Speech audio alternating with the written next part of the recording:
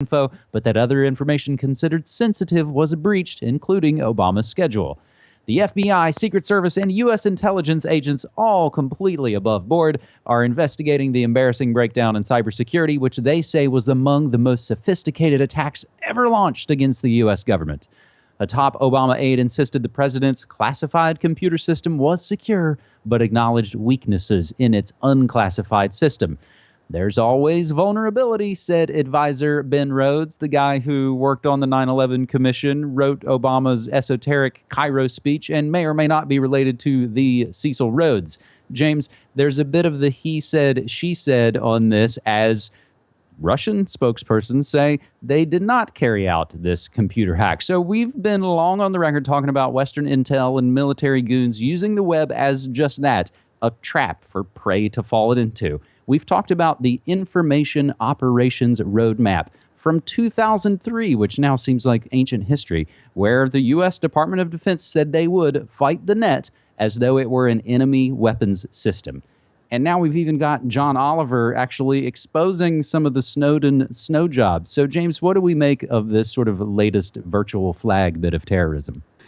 It's an interesting story. From the perspective of studying the propaganda, there is probably no better example of how the establishment mouthpiece puppet media makes something out of nothing and makes a big international story that generates headlines around the world. This is a prime example of that, because if you go on to continue reading this article, you discover that not even the White House or no one has actually said Russians. It's just these anonymous inside sources that apparently source from the CNN report that they did recently. This is not a new hack. This happened months and months ago. It was talked about at the time, but now the new information is that CNN is learning that some people off the record are pointing the finger at Russia using information that we don't have access to. So take this story for what it's worth, which is absolutely nothing, except, as I say, a good example of how the propaganda can be used to, at any time, they can just throw out a story like this to get you to hate Russia again. You know, did you forget? You're supposed to be hating Russia right now. And this is how it works. And it's quite effective when they do it this way, because if the White House came out and said we were hacked by the Russians, they'd have to at least demonstrate some sort of proof. They'd have to have something to it. But CNN can come out with an exclusive report from inside sources. Oh, we've got to keep them off the record and, anonymous, because they can't talk about ongoing investigations. But it was the Russians, guys. Yeah, okay, well, let's all get mad at them now. So I think this can be seen for the transparent propaganda that it is, and we're going to sound like broken records here, I predict, in the coming years, because this is going to be a theme that's going to reoccur time and time again as we see more and more of these types of cyber events happen. But let's remind everyone once again, with these types of events, there is absolutely no way for you or I or anyone else to verify any part of this story. We can't verify that these computers were compromised or hacked in any way. We can't get access to the server logs to see where the hits were coming from, how they determined this was Russians rather than people spoofing IPs or whatever. Exactly like the Sony hack, where we talked about the exact same phenomenon, exactly as I'm sure we're going to talk about in the future. Just because they come out and say, or anonymous officials don't come out and say, it was the Russians, well, give me something to actually look at. And in this case, of course, they're not going to provide a shred of evidence for it. So we should not put a shred of faith in the credibility of this report. And you can see how this does kind of get into people's heads. I see the telescreens at my day job, and I did see this story up on the mainstream media. It was Russia hacks the White House. And for the people who get their news that way, they glance up, they see that thing, oh, those Russians, oh, they hacked the White House. And they just file it away and believe it and never really ask another question. And look at the title of this story. White House computers hacked by Russians. Absolutely definitive. First sentence, Russian hackers penetrated a White House computer system. Again, definitive, declarative statements. And then further on it says, well, the White House won't even acknowledge that they're blaming the Russians for this. Uh-huh. So, James, let's now move to our second story this week, where a law has been changed so nuclear waste dumps can be forced on UK communities. The Guardian reports nuclear waste dumps can be imposed on local communities without their support under a new law rushed through in the final hours of Parliament. Under the latest rules, the long search for a place to store Britain's stockpile of 50 years' worth of the most radioactive waste from power stations, weapons, and medical use can be ended by bypassing local planning.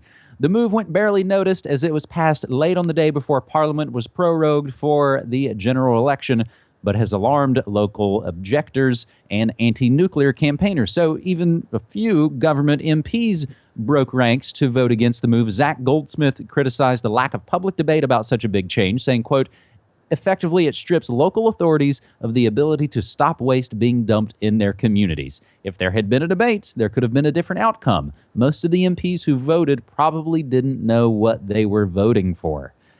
The only existing high-level radioactive underground waste storage is in New Mexico, USA, and it's been closed since last year following 2 accidents.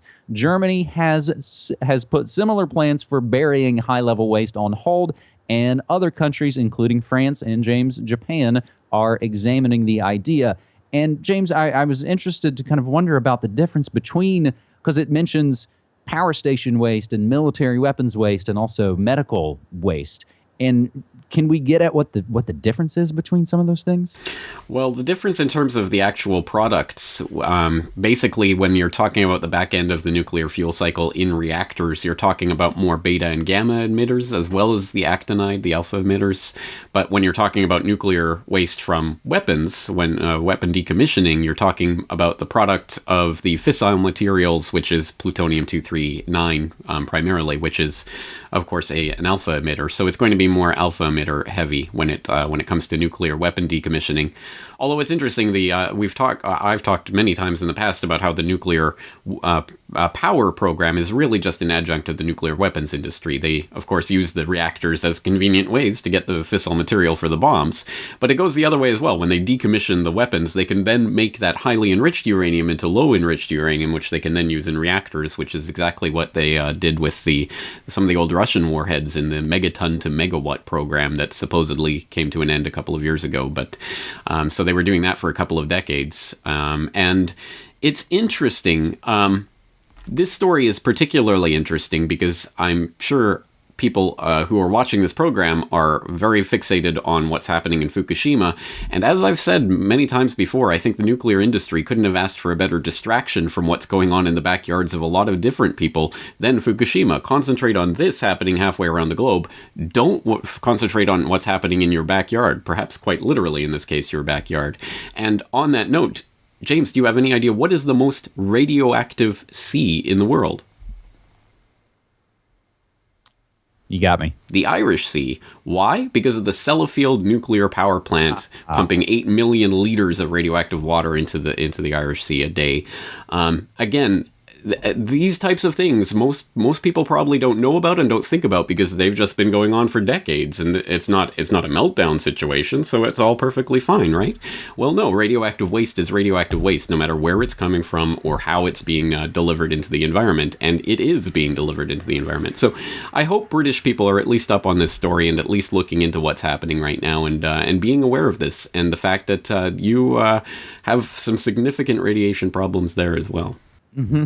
And the story was submitted to us via the UK of one of our folks that uses hashtag New World Next Week at Daz Alt Theory. And so, James, I do have a couple of related notes on that. You did mention Fukushima, and there are new reports of Fukushima radiation detected on the shores of Vancouver Island, which is, of course, just north of me here in Portland, Oregon. And speaking of Portland, Oregon, our Portland Sustainability Commission has given sort of the initial go-ahead to a propane terminal here. So that's our Sustainability Commission getting the ball rolling to opening up this sort of propane terminal. Now it essentially goes on to the Portland City Council, and that's the same body that attempted to bypass the public and fluoridate the water here 2 years ago.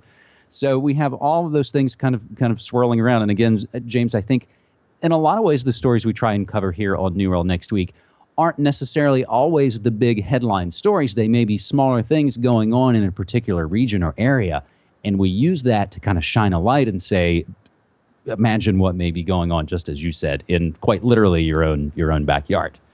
Now, having said all of that, let's move to our third and final segment this week, where we this week get to the good news. We call it Good News next week.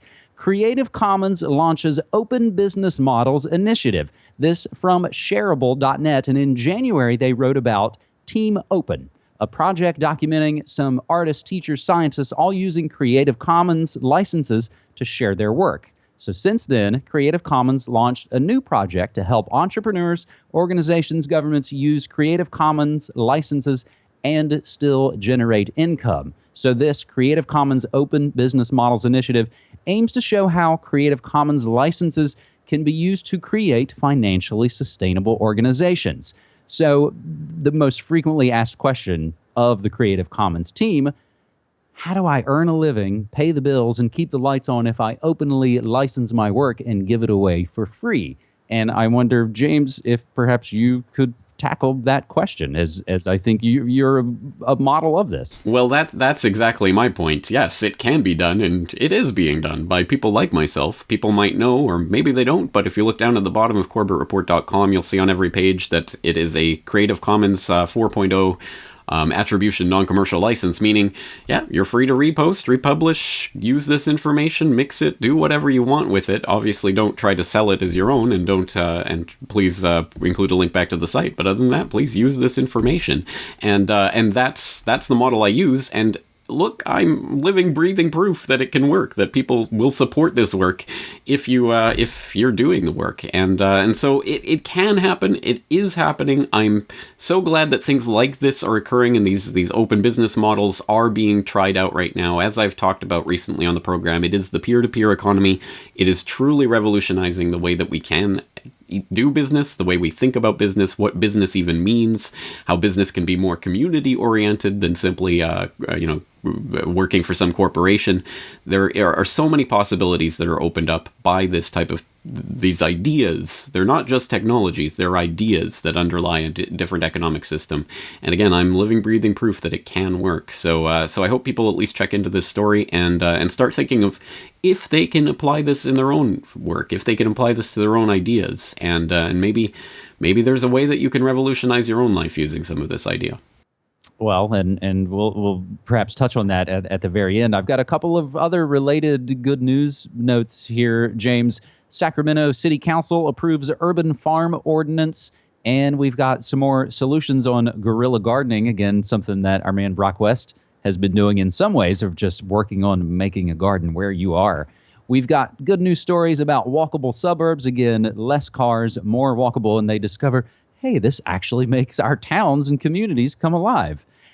An interesting one, James, I got from you on your Twitter account. Chinese government tried to regulate public dancing, but failed when the grannies fought back. And that's got a fantastic photo that we'll include for you here. And one note as well from Australia, mobile laundromat created to help the homeless there. So those are some of the good ideas and good news next week stories that we try and follow. As again, we made the pledge at the very beginning of 2015, James, that every episode of New World Next Week this year would include a segment of good news, because we do want to be solutions oriented. Now, it's hard enough, James, to keep up with what's going down when we're on week after week, but you and I had a couple of weeks off, and there's no way to keep up with all the stories. But there's a couple of other headlines I do want to mention as things that we've been following here on New World Next Week with the audience's help by using hashtag New World Next Week. Prince Andrew's sex abuse claims have been thrown out by a Florida judge. Meanwhile, mainstream British media, Channel 4, reports MI5 allow child abuse cover-up. Meanwhile, AstraZeneca accused of testing anti-psych drugs with horrific results. Johns Hopkins faces a $1 billion class lawsuit over knowingly infecting Guatemalans with STDs. And that's a story we first reported for you here as it started over 3 years ago, as the U.S. tried to argue they were immune from Guatemalan lawsuits. That's January 2012. A new research from an NGO says the war on terror killed at least millions of people from 2003 to 2013. Yemen's being obliterated by the Saudis. The media silence here, James, in the States is pretty amazing and deafening. Operation Jade Helm is freaking out the internet. And get this, Rand Paul, the new and latest presidential selection candidate, says big news is coming on the Clinton Foundation, and it will shock people. And if you watch New World Next Week, you got that story last month from these independent and commercial-free episodes. James, you make videos and write. I make music mixtapes and headlines. And just as you were noting, if folks out there want to support our work, any donation or subscription is greatly appreciated, and it helps keep us going and growing, James. It certainly does. And on that note, let's wrap it up for another week. James Corbett of CorbettReport.com, James Evan Pilato of MediaMonarchy.com. Thank you so much for your work. Thanks, buddy.